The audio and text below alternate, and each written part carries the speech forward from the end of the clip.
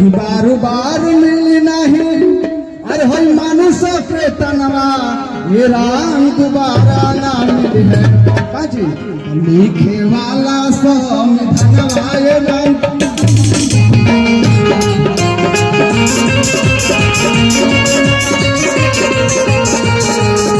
लिखे वाला संविधानवा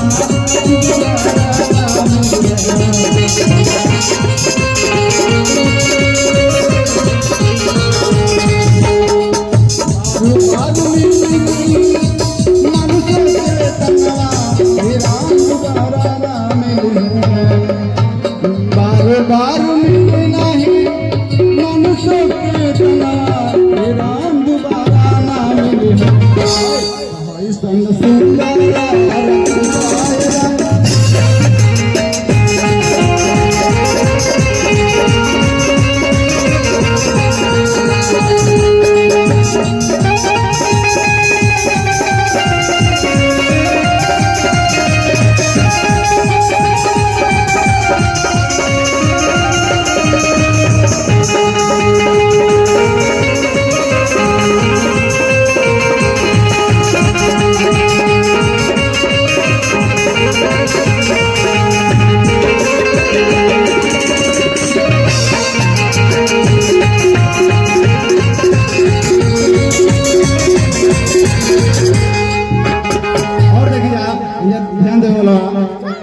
कि कर्म धर्म हुए सबका से ऊंचा रुक जाए जा देखिए हमारा गावल नहीं के हमारा बात रहो सबके दिमाग में डालल पड़ बात कर्म धर्म कि कर्म धर्म हुए सबका से ऊंचा रोहन सहने हुए तीर्थ समूचा फिर तो कि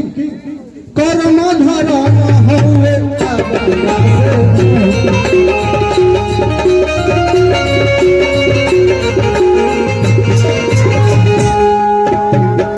कर्म धर्म हुए सबका से ऊंचा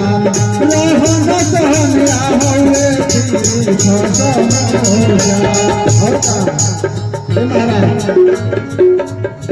बार बार मिल जाई है काची आर है बेटा बेटी धनवा हे राम दोबारा ना मिले है बाबा साहब जस महान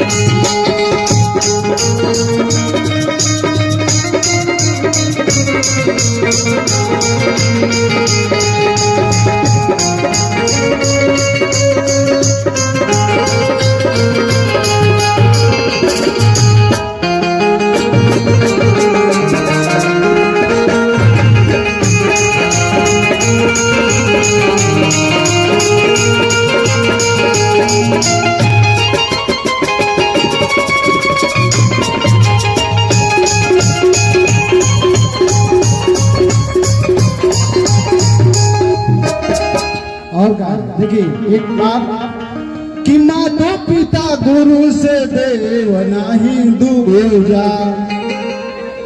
आई नहीं कहेला चारों लोक में पूजा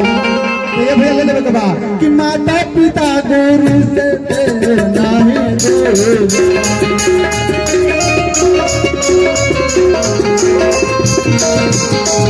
नहीं के चारों लोक में हो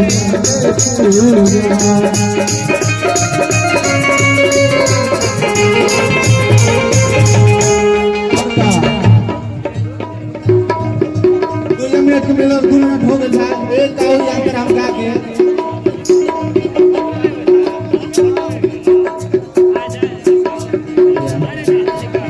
कि रउरे कृपा से अब हम अरे गावतन गनवा हे राम दोबारा ना मिले है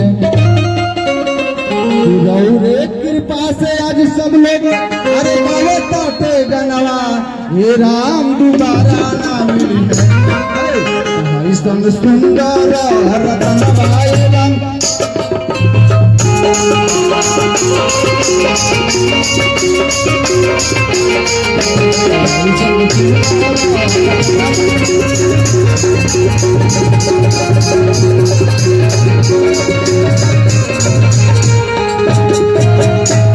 भैया हमारा समय से